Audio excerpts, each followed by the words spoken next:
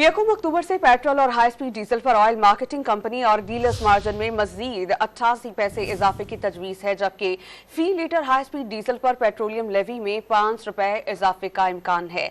हुकूमती जराए इसी से मुताल्लिक ये बताते हैं कि IMF प्रोग्राम के तहत हाई स्पीड डीजल पर फी लीटर लेवी वालाई हद 60 रुपए तक लेकर जानी है। यकम अक्टूबर से हाई स्पीड डीजल पर लेवी में 5 रुपए इजाफा हुआ तो फी लीटर लेवी 55 रुपए हो जाएगी। पेट्रोल पर फी लीटर पहले ही लेवी वालाई हद 60 रुपए फी लीटर वसूल की जा रही है। जराई बताते हैं कि पेट्रोल और डीजल पर ऑयल मार्केटिंग कंपनीज मार्जिन में फी लीटर 47 पैसे, जबकि डीलर्स मार्जिन में फी लीटर 41 पैसे इजाफे की तजवीज है। यकम अक्टूबर से मुमकिन इजाफे से फी लीटर पेट्रोल पर OMC मार्जिन 6 रुपए 94 पैसे और डीलर्स मार्जिन 7 रुपए 82 पैसे हो जाएगा। इसी तरह फी लीटर डीजल पर OMC मार्जिन 7 रुपए 17 पैसे और डीलर्स मार्जिन 7 रुपए 82 पैसे हो जाएगा।